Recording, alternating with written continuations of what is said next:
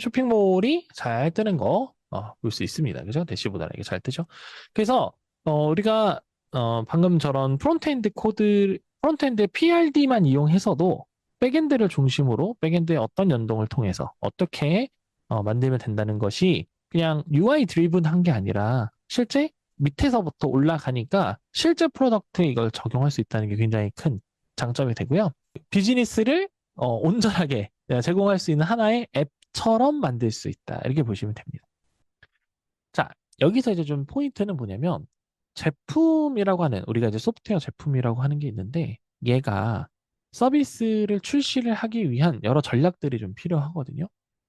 그래서 크게 보면 우리가 이제 이런 소프트웨어를 만들거나 아니면은 다룰 수 있는 환경들은 크게 한 세 가지 정도 저는 좀 정리를 해볼 수 있을 것 같아요. 그래서 하나는 웹이나 그냥 모바일 웹.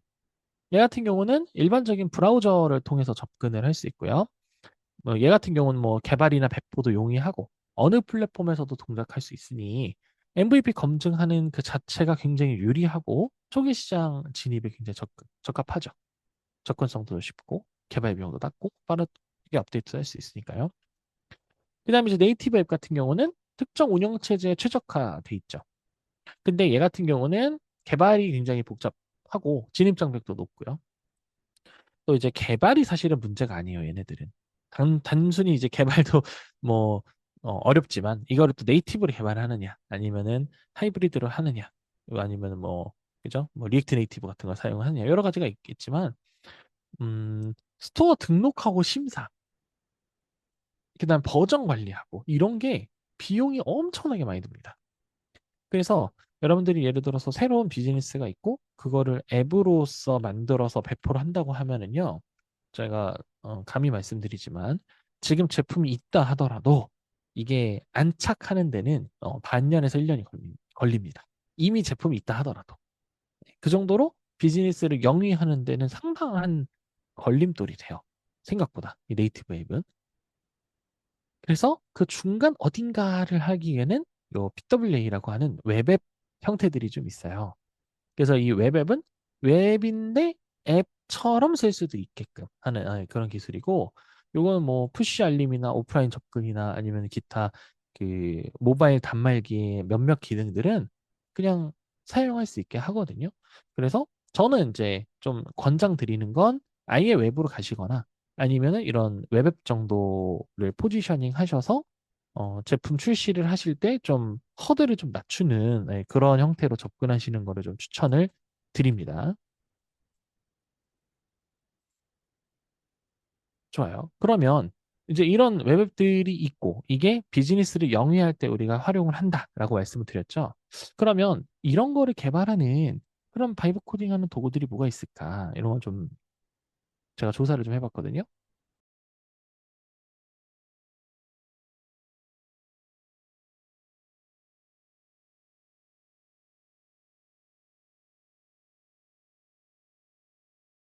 V0, 볼트, 아니면 뭐 파이어베이스 스튜디오, 아니면 스티치, 뭐 러버블 뭐 이런 것들이 좀 있어요. 네, 각각 약간 좀 특징들을 좀 설명드리면 V0 같은 경우는 프론트엔드를 직접 코드를 생성하는 그런 기능을 갖고 있고요. 얘 같은 경우는 그 Next.js를 만든 그 벌셀이라고 하는 회사에서 많이 펀딩을 해서 개발하고 있어요. 그러다 보니 이쪽에서는 저 생태계에 좀 최적화된 그런 기능들을 제공하고 있고요.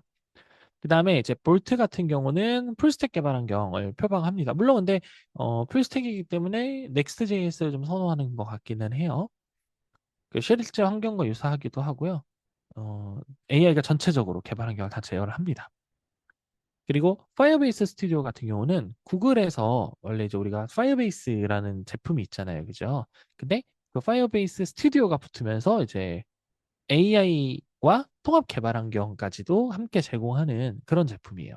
그래서 AI로 코드 생성하는 것도 있지만 내부적으로는 파이어베이스나 GCP랑 통합되어 있는 부분이 굉장히 장점이라고 보시면 되고요. 스티치 같은 경우도 구글에서 지금 계속 연구하고 있는 건데 얘는 디자인만 생성합니다. 디자인만. 그래서 나중에 이 디자인 생성한 것을 뭐 피그마로 갖고 간다든지 아니면 이 내용을 가지고 뭐 다른 도구에 연동해서 쓴다든지 하는 네, 그런 형태로 쓰시면 되고 러버블이라고 하는 게 있는데 이 러버블은 예전에 이제 그 프로세스 GPT라고 해서 이제 어 일종의 AI 에이전트를 연구하던 그 오픈 소스 커뮤니티에서 이제 발전한 그런 형태라고 보시면 되는데 얘도 마찬가지로 노코드 앱을 생성하는 그런 형태라고 보시면 돼요. 그래서 V0, 볼트, 러버블 얘네들이 좀 유사한 내용들을 좀 가지고 있고 파이어베이스 스튜디오는 조금 그 파이어베이스라고 하는 특정 환경에 좀 오리엔티드 돼 있고 스티치는 이 디자인 쪽에 좀 오리엔티드 돼 있다 이렇게 보시면 돼요.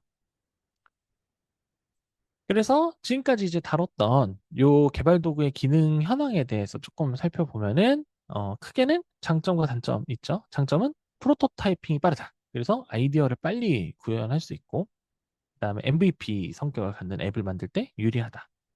그리고 개발 역량이 보완이 됐죠. 그래서 풀스택 앱도 어느 정도는 만들 수 있어요. 이런 뭐 아까 인티그레이션이라든지 이런 것들을 사용을 해서 그리고 반복 작업이나 이런 거를 감소시키니까 생산성이 향상됐고 또 기술 잘 몰라도 어느 정도 할 수 있죠. 그죠? 그래서 비개발자도 앱을 제작할 수 있다는 장점이 있고 단점은 요구사항이 고도화되면 어렵습니다. 조금 이따 제가 예시를 좀 보여드릴 건데 어, 어느 일정 이상은 하면 안 돼요.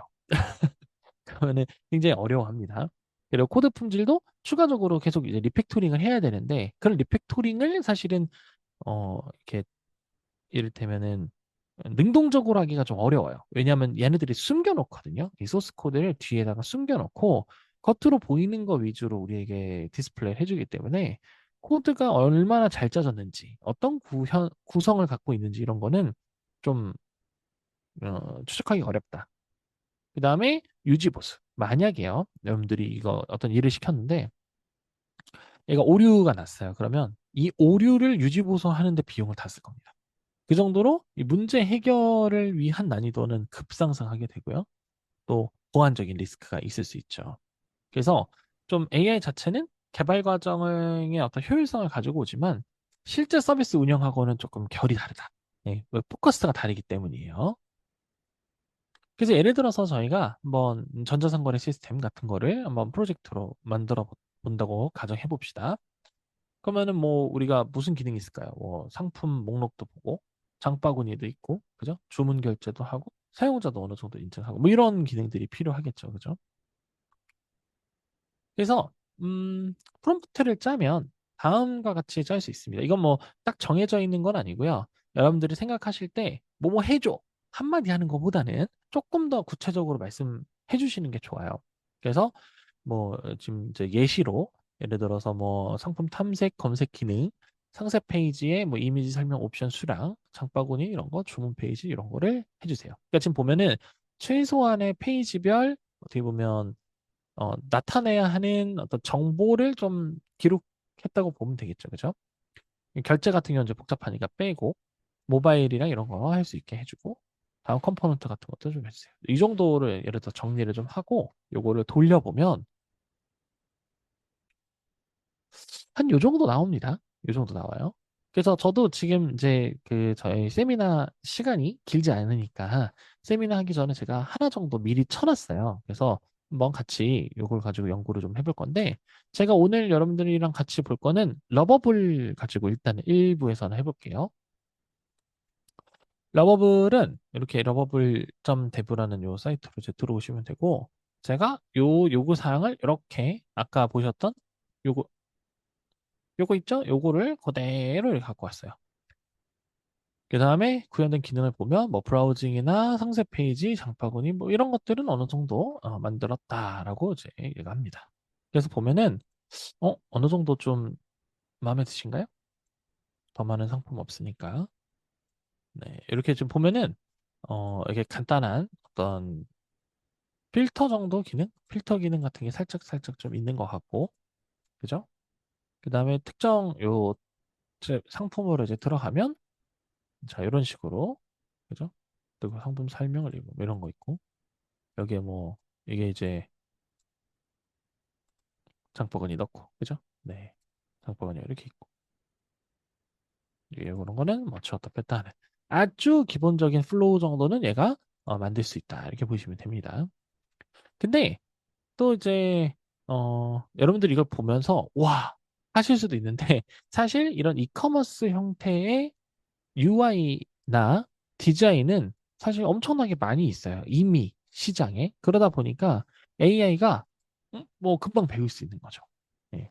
그러니까 어떻게 보면 이 도메인 자체가 좀, 좀 많이 사용하는 도메인이기 때문에 퀄리티가 높다. 이렇게 보시면 돼요. 그래서 여러분들이 만드시려는 어떤 제품이 좀 개성 있고 또 이제 이런 일반적인 레이아웃이 아닌 경우에는 조금 얘가 헤맬 수가 있어요. 예. 근데 일단은 오늘 예시 자체는 그냥 쇼핑 쪽이니까 네. 어느 정도 일단 여러분들이 생각하는 만큼 나오죠. 근데 지금 보시면 이런 거 약간 좀 이렇게 디자인적으로 보면 조금 이렇게 그죠? 이런 게 있고 자 여기서 몇 가지를 제가 한번 넣어 볼게요. 추가적으로 이게 첫 번째 그냥 아까 그 프롬프트를 그냥 이렇게 넣은 거고 여기서 점진적으로 뭔가 개발을 더 할 수 있는데 핵심은 어 일단 기본적인 인티그레이션이 좀 돼 있는 게 좋아요. 그래서 요 상단, 우측 상단에 보면 요게 이제 슈퍼베이스라고 해서 아까 말씀드렸던 뭐 DB나 아니면 인증 같은 것들을 연결하는 그런 서비스고 요게 GitHub 같은 거 소스 코드 관리하거나 이런 거고 그다음에 요거를 누르면 여기 이제 소스 코드를 보는 거거든요. 그래서 이런 이미 요 요구사항에 의거해서 만든 소스 코드가 간단하게 이제 보여지는 그런 형태라고 보시면 되겠습니다. 뭔가를 쓸 수 있는데 하나는 예를 들어서 회원 가입 및 로그인을 음, 서 관리할 수 있도록 해줘. 네, 이런 어떤 지시사항을 줘야 얘가 이제 연동된 요 슈퍼베이스를 이용해서 데이터를 볼 수 있겠죠. 또 연동할 수 있겠고요. 생각보다 좀 걸립니다. 그냥 뭐 하면 바로바로 하진 않고 그래서 자 이제 어떠십니까? 조금씩 조금씩 뭔가 좀 이상하게 돌고 있죠. 예. 일단 그리고 이미 가입된 사람한테는 뭔가 저걸 하지 않네요. 온보딩을 물어보지 않네요. 그죠? 네, 그렇습니다. 요런 형태입니다. 그래서 여러분들이 아마 이제 바이브 코딩을 계속 하시다 보면은 이게 될 것 같은데 이런 게 좀 있을 것 같은데 막 좀 그런 게 생각보다 많이 안 된다. 그나마 이제 뭐 이렇게 필터 형태로 있기는 한데 결국 얘가 얘잖아요. 그죠? 네. 그러니까 이런 것들이 생각보다 이제 원활하지 않을 수 있다. 네, 그 정도로 알아주시면 됩니다. 생각보다 UI가 복잡하거든요. 이런 요구사항들을 받아주기에. 좋습니다. 그리고 뭐 요거를 바로 이 러버블에다 넣어도 되는데 아니 뭐 챗GPT나 다른 프롬프트 도구 그 도구의 도움을 받으셔서 조금 수정하셔도 괜찮습니다. 조금 더 디테일하게 들어올 수 있거든요. 그래도 뭐 근본적인 해결책은 아니에요. 이게 결국은 한계가 뭐냐면 복잡한 로직이나 대규모 서비스에 좀 한계가 있고요. 그 다음에 뭐 커스텀 통합이나 외부 시스템 연동, 그리고 제일 중요한 게 기업의 맞춤 인프라 적용. 이런 거는 뭐 거의 불가능하죠. 아까처럼 데이터베이스도 슈퍼베이스 같은 어떤 제품들을 사용을 해야 된다는 어떤 제약이 이미 있잖아요. 그리고 이런 코드 품질이나 유지 보수성이 굉장히 떨어집니다. 그리고 플랫폼이나 생태계 종속성이 좀 있고요. 기능 성숙도라든지 아니면 고급 기능에 대해서는 유료로. 특히 아까 같은 경우도 이런 채팅의 횟수 제한을 통해서 좀 제약을 두잖아요. 비용을 좀 더 주면은 풀어준다든지. 근데 그렇게 하더라도 이게 100% 동작할지 안 할지는 사실은 미지수예요. 그래서 이런 AI 기반의 개발 도구들이 빠르게 MVP 제작과 실험하는 데 정도는 괜찮지만 실제 서비스 수준의 복잡한 개발이나 협업, 장기적인 유지 보수에는 한계가 있다. AI 코딩 도구가 100만 라인 넘으면 성능이 19%나 급락한다는 사실 알고 계셨나요? 단순 구현만으로는 한계가 있습니다. 진짜 문제는 체계적 설계의 부재. 이제는 명확한 스펙과 DDD가 핵심입니다. DDD 기반 설계로 AI 이해력을 무려 60%나 향상시키고 수백만 사용자가 동시 접속해도 끄떡없는 진짜 엔터프라이즈 시스템을 구현하세요. 브라우저 하나만으로 즉시 실습 가능하고 복잡한 설치나 설정도 필요 없습니다. 기획부터 설계, 구현, 테스트, 배포까지 전 과정을 하루에 단돈 14만 원으로 평생 써먹을 스킬을 완전 마스터. 진짜 엔터프라이즈 개발자가 되는 법. 바이브 코딩 1일 완전 실무 과정. 지금 신청하고 단 하루로 초격차 하이엔드 개발자가 되세요. 자세한 사항은 유튜브 하단 링크를 확인해주세요. 앞서 이제 우리가 봤던 현실적인 한계를 극복하는 여러 가지 방법들이 있죠. 뭐가 있냐면 첫 번째는 여러분들이 기술을 알고 계셔야 돼요. 그래서 저는 비개발자가 개발을 특히 이제 MVP까지는 괜찮다고 하더라도 실제 제품에 대해서는 조금 어려울 수 있겠다라고 말씀드렸던 게 바로 이런 부분이에요. 기술에 대한 이해와 활용이 좀 가능해야 된다. 두 번째는 점진적으로 서비스를 출시해야 된다. 예를 들어서 실서비스로 전환을 할 때 초기에 그 모든 요구사항들을 다 넣어서 만드는 거는 별로 좋지 않죠. 컨텍스트 크기가 제한적이니까. 그래서 일단은 빠르게 프로토타이핑이 됐다면 필수적인 기능부터 이제 제품화를 하나씩 하나씩 해나가야 되는 그런 점진적인 서비스 출시 전략이 필요하고요. 그리고 테스트라든지 품질 확보 방법도 좀 사실은 필요해요. 근데 이 부분은 어차피 AI 바이브 코딩이 계속 발전하면서 함께 지금 진행되는 거니까 뭐 조만간 또 어떤 여러 어, 방법들이 또 나오겠죠, 그죠? 그런데 저희가 이제 아까 러버블 같은 데서 봤던 UI 프론트엔드에 국한해서 보면 실제 서비스의 아키텍처 요소들이 굉장히 많이 남아있다는 걸 알 수 있어요. 뭐 인프라라든지 데이터라든지 모니터라든지 보안, 성능, 규제 뭐 이런 것들. 그러니까 결국은 이 리얼 프로덕트로 넘어가기 위해서는 UI 구현을 넘어서 종합적인 시스템 아키텍처가 좀 필요한 상황이에요. 그래서 사실 오늘 이제 테스트용으로 이제 우리가 MS 이즈를 한번 사용을 해볼 건데 얘는 기본적으로 마이크로 서비스 기반의 엔터프라이즈 소프트웨어를 만드는 툴이에요. 사실은 이런 바이브 코딩을 위해서 나온 툴은 아니거든요.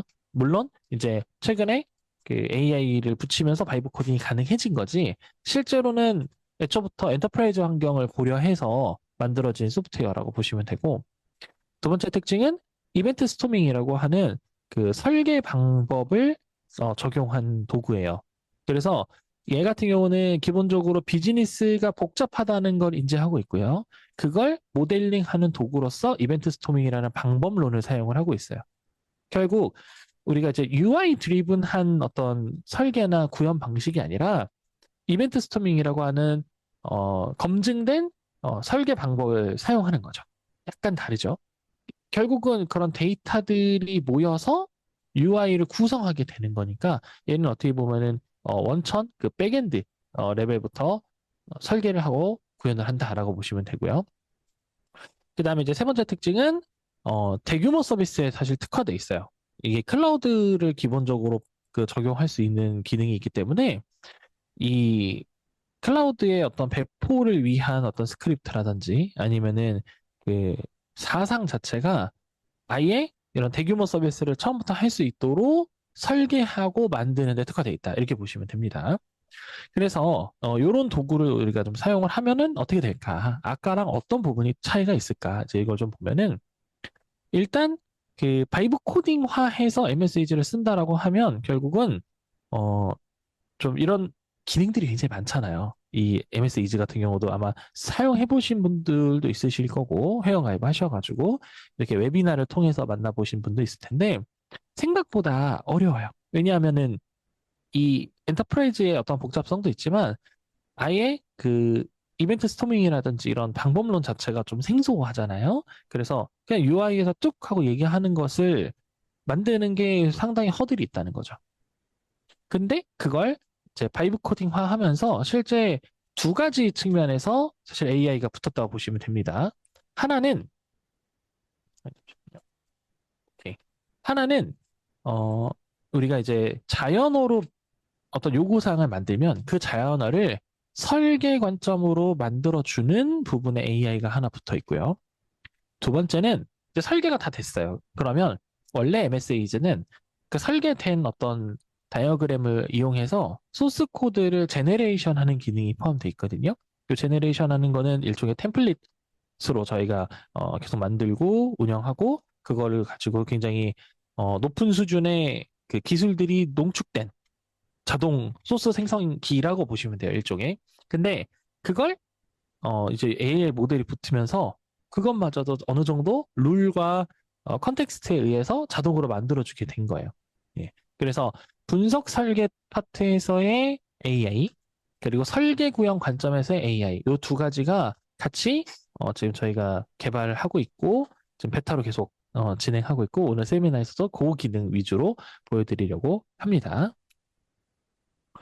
그래서 기존의 어떤 그 프론트엔드 생성 도구랑 좀 비교를 해보면요.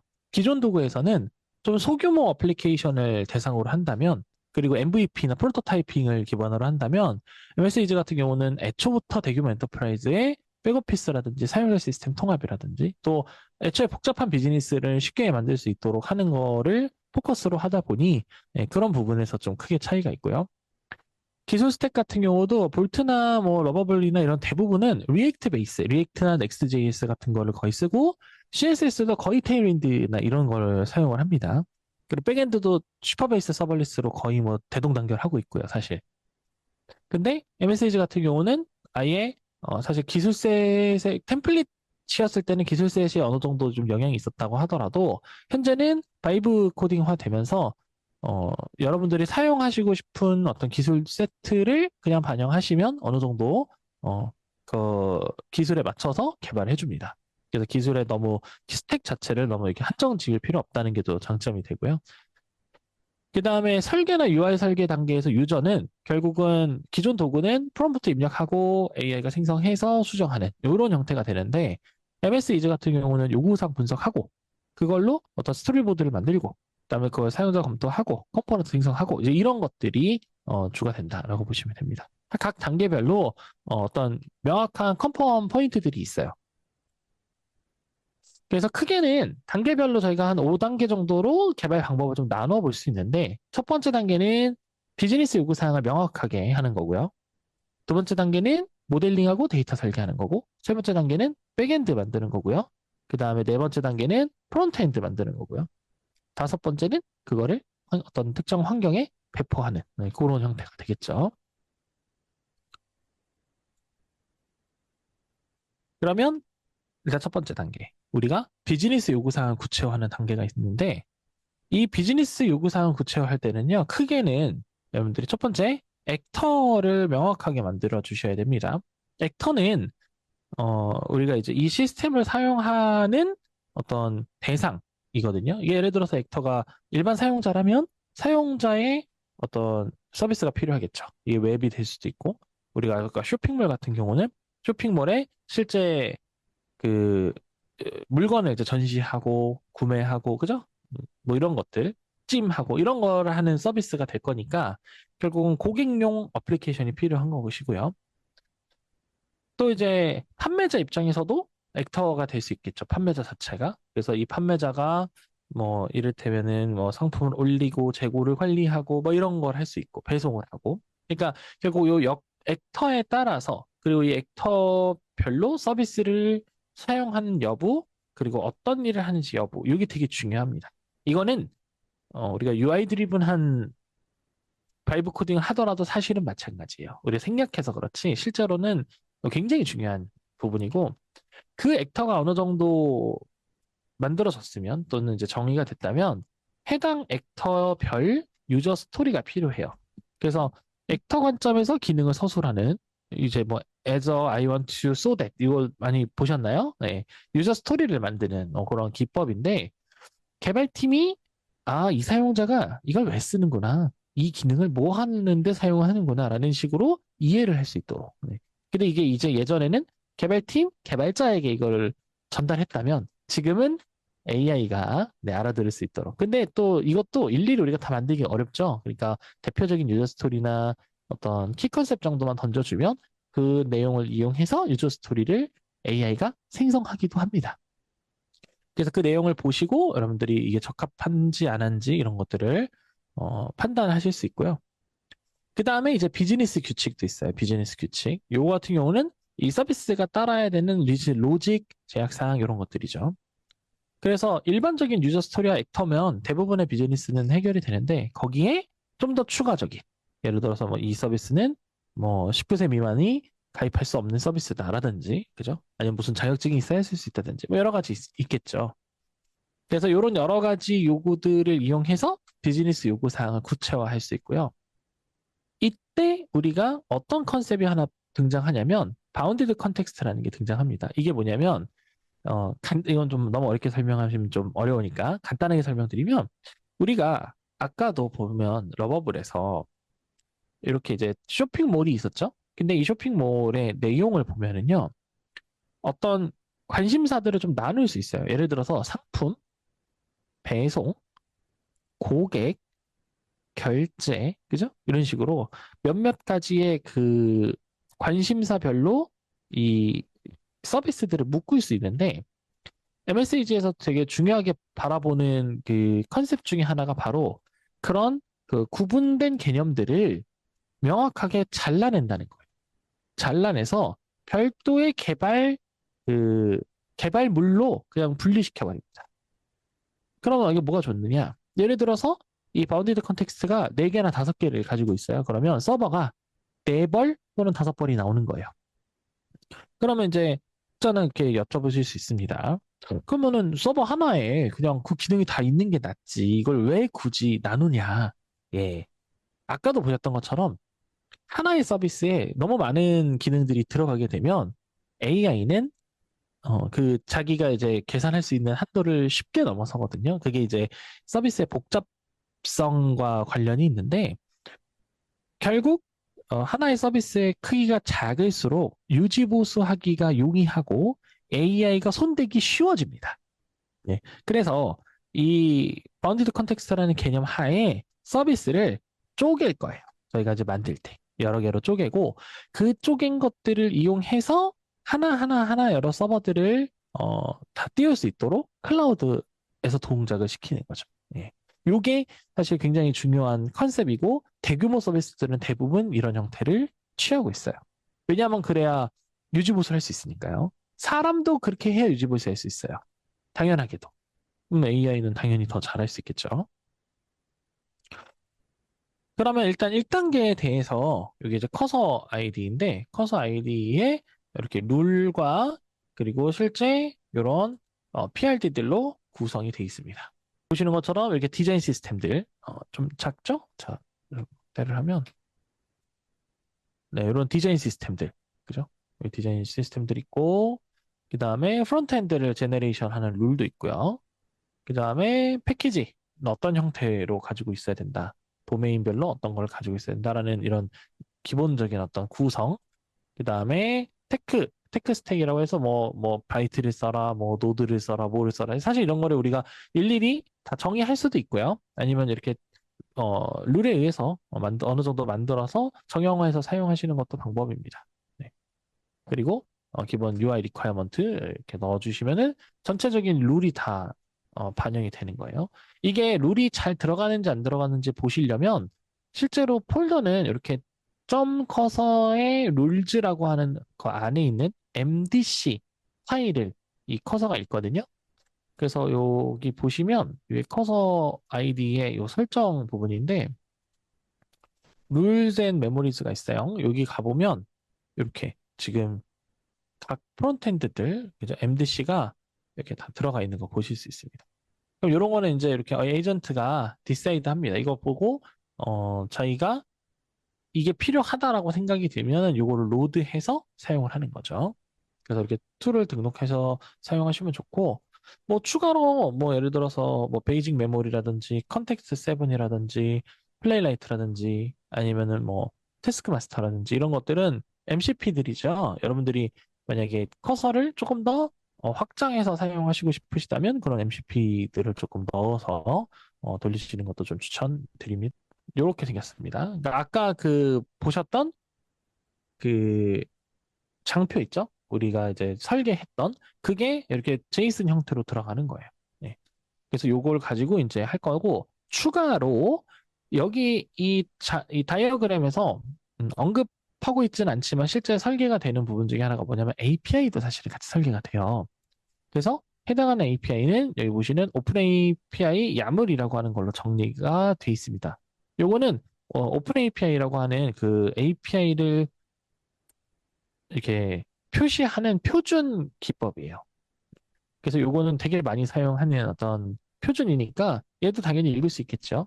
그러면 프론트엔드가 이 내용들을 가지고 어떻게 만들게 되냐면 첫 번째는 이 어떤 프론트엔드를 만들 건지 대략적인 컨셉을 이해하고요.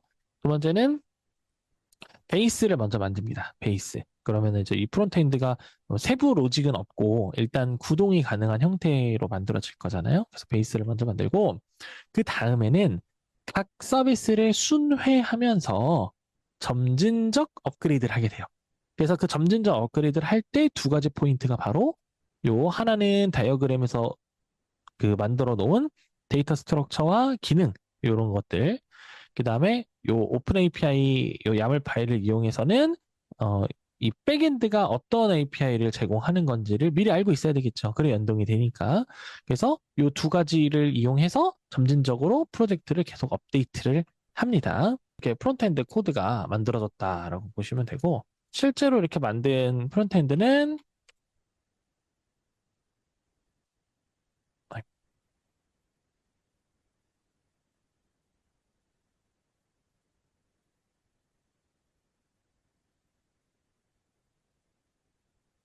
네, 로드가 좀 되면 이제 이렇게 쇼핑몰이 잘 뜨는 거 볼 수 있습니다. 그죠? 대시보다는 이게 잘 뜨죠. 그래서 우리가 방금 저런 프론트엔드 코드, 프론트엔드 PRD만 이용해서도 백엔드를 중심으로 백엔드의 어떤 연동을 통해서 어떻게 만들면 된다는 것이 그냥 UI 드리븐 게 아니라 실제 밑에서부터 올라가니까 실제 프로덕트에 이걸 적용할 수 있다는 게 굉장히 큰 장점이 되고요.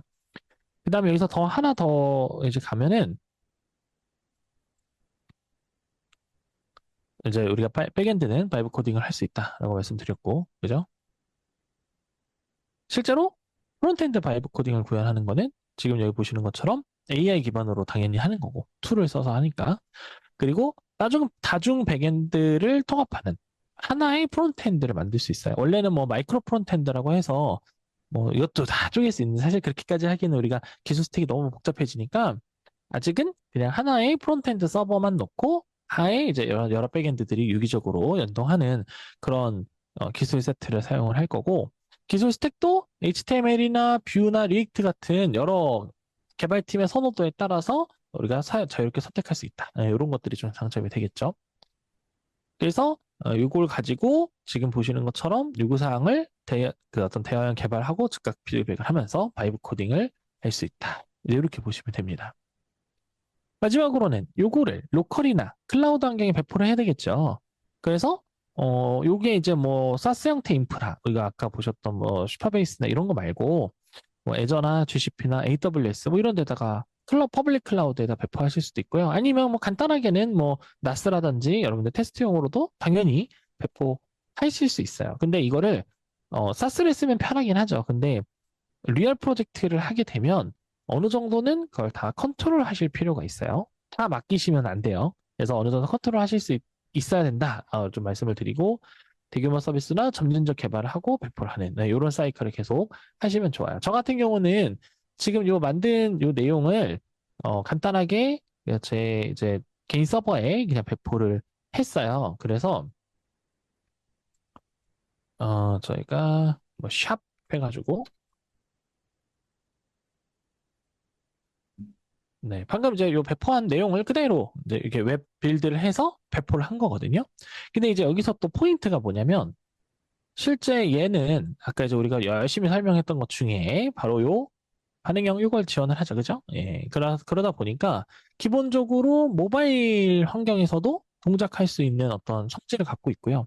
나아가서는 PWA 기능을 여기다 넣을 수도 있어요. 제가 이제 넣어놨는데 그걸 넣으면 어떤 형태로 우리가 사용할 수 있는가 제가 준비를 했는데 잠시만요.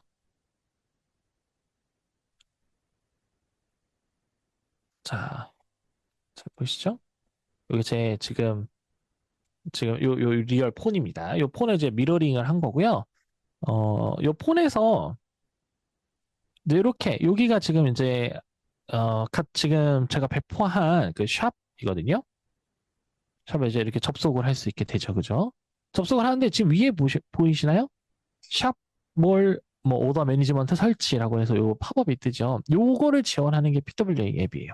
웹 앱이고요. 그래서 요거를 클릭을 하면 어떤 일이 벌어지느냐면 이 샵을 앱처럼 설치하실 수가 있습니다. 이렇게 되면 실제 앱을 여러분들이 뭐 플레이스토어라든지 이런 마켓에다가 바로 올릴 필요 없이 그냥 그냥 요 모바일을 지원하는 웹만 가지고도 사용자에게 설치를 유도할 수 있는 거예요. 그래서 이제 설치 버튼을 눌러보면, 자, 이제 이게 이렇게 설치가 된다라고 나오죠. 근데 지금 보시면 이 화면은 브라우저 내비게이션이 같이 이렇게 딸려 있죠. 이렇게 점점점도 있고, 여기 할 수도 있고, 그죠? 그런데, 자, 이제 홈 화면에 바로 가기를 추가했다라고 나와서, 자, 가보면, 아까 여기죠? 여기죠, 여기. 저희가 이제 만든 아이콘과 그리고 어플리케이션 명, 네, 이런 것들을 이렇게 넣으면 그냥 설치가 되는 거예요. 핸드폰에. 설치가 되고, 요 설치된 요 놈을 누르면, 자, 여기 보시면 위에 상단에 그 브라우저가 갖고 있던 내용이 없어졌죠. 예. 그래서 실제로 풀 스크린에 여러분들의 어떤 그 비즈니스를 온전하게 제공할 수 있는 하나의 앱처럼 만들 수 있다. 이렇게 보시면 됩니다. 그러니까 뭐 사실 이 정도 비즈니스 테스트 하실 때는 굳이 네이티브로 앱을 만들 필요가 없는 거예요, 사실. 대부분은 웹 안에서 해결이 되니까. 대부분은 여러분들이 그냥 전 풀스크린에 그냥 그 배포한 어떤 앱처럼 우리가 사용할 수 있겠죠. 그죠? 그래서 이런 형태를 지원하게끔 이 MS 이지에서 어느 정도 PRD와 바이브 코딩 하실 수 있는 이런 내용들을 좀 제공을 한다. 그래서 좀 정리를 하면은요, 결국 우리가 이런 여러 그 문제 해결에 대한 방향들이 있어요. 비즈니스를 전개하는 것도 문제고, 그죠? 그다음에 개발하는 것도 문제고 한데, 이런 것들은 결국 체계적인 접근이 필요합니다. 그래서 코드 품질이나 지속 가능한 아키텍처를 설계하고 그 하에서 여러분들이 개발을 하셔야 되고요. 표준화된 개발 프로세스 협업 체계, 그다음에 실용적인 어떤 파이프라인도 있어야 되고, 그리고 MSAge 같은 툴, 꼭 이제 MSAge만 제가 이제 강조할 건 아니지만 사실 뭐 이런 비슷한 툴이 사실 없어서 말씀드리는 것도 있어요. 근데 요구사항도 좀 구조하시고 이런 것들이 하나 스텝별로 좀 체계적으로 접근하실 필요가 있겠다.